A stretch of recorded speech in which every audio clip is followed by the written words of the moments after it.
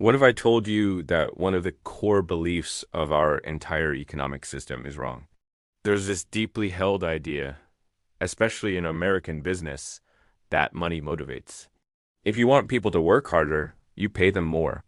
If you want them to be smarter, you offer a bigger bonus. It's the bedrock of capitalism, the carrot on the stick.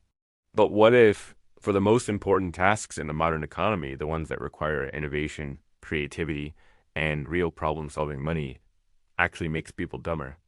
What if offering a huge bonus is the equivalent of giving your best employees a temporary lobotomy? This isn't some fringe theory. It's a replicable scientific fact, a phenomenon I call the pay for performance paradox. It suggests that while rewards are great for moving bricks, they are poison for solving puzzles. Our story begins back in 1945 with a psychologist named Carl Duncker. He created a now famous puzzle called the candle problem. Imagine this. I bring you into a room, and on a table, there's a candle, a book of matches, and a small cardboard box full of thumbtacks. Your job is simple. Attach the candle to the wall in a way that the wax won't drip onto the table.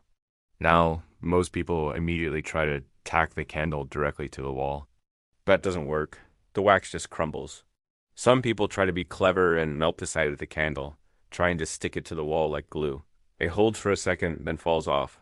The real solution requires you to overcome what psychologists call functional fixedness.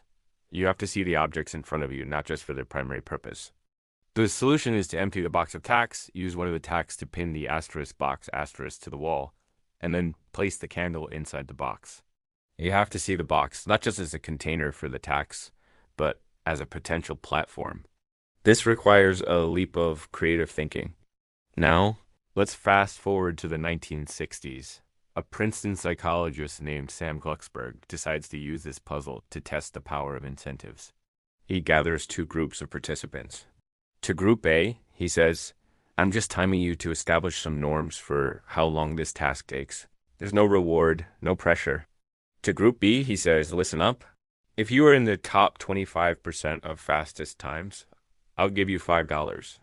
If you are the fastest of everyone today, you get $20. Now, adjusted for inflation, that $20 is like getting $150 today for just a few minutes of work. It's a nice little bonus. Common sense tells us that Group B, the paid group, should smoke the other guys. They have a reason to hustle. They're going to focus harder, think faster, and solve it in record time, right? Well, here's what happened. The incentivized group, Group B, took on average 3.5 minutes asterisk, longer asterisk than the unpaid group. They failed spectacularly. Why? What happened? The money narrowed their focus. When you're under pressure to win a reward, your brain enters a state of tunnel vision. You focus intensely on the most obvious solutions. You try to tack the candle to the wall, but faster. You try to melt the wax, but with more urgency. The pressure to perform blocks out the peripheral vision needed for creativity. The solution, the box, was hiding in plain sight, but the anxiety of the reward acted like blinders, preventing them from seeing it. This fascinating study sat in academic journals for decades, mostly unknown to the public. That is, until the author Daniel Pink popularized it in his incredible book Asterisk. Drive Asterisk and his famous TED Talk, he highlighted that this wasn't just a one-time fluke. This effect has been replicated over and over again. In one of the most powerful examples, the economist Dan Ariely went to rural India to test this with even higher stakes. He offered villagers a series of memory games and creative puzzles. He created 3 reward tiers. The low reward group was offered the equivalent of a day's pay if they did well. The medium reward group was offered 2 weeks' pay. And the high reward group was offered a massive, life-changing bonus of 5 months' pay. What do you think happened? The people offered the mega bonus, the 5 months' pay, performed the worst of all. They choked. The pressure was just too high. They were literally shaking with anxiety, so focused on the prize that they couldn't think clearly. The very thing that was supposed to motivate them ended up paralyzing them. Now, there is a very important catch to all of this. After his initial experiment, Glucksberg tried it again, but with a slight twist. This time, before the participant entered the room, he took the tax asterisk out asterisk of the box and placed them on the table beside it. Now, the solution is obvious. The box is just sitting there, empty. It's no longer a creative puzzle. It's a straightforward task. In this asterisk version, the incentivized group, the ones offered the money, won. And they won by a landslide. They were much, much faster. This leads us to the crucial distinction. We need to separate tasks into two types. First, there are algorithmic tasks. These are tasks where the rules are clear and the path to the solution is straightforward. Think data entry, working on an assembly line or stacking boxes. For these kinds of jobs, incentives work beautifully. They make you focus and go faster. But then there are heuristic tasks. For these, there's no clear set of instructions. You have to experiment, be creative, and invent the solution yourself. Think of a software engineer designing a new system, a strategist developing a business plan, or a writer crafting a story. For these tasks, incentives often fail. They narrow the mind at the very moment at the open and expansive. And here's the trap of the modern economy. Our world of work has shifted dramatically, but our management practices haven't caught up. 100 years ago, most jobs were algorithmic. Factory work was the norm. Turn this screw 1,000 times a day.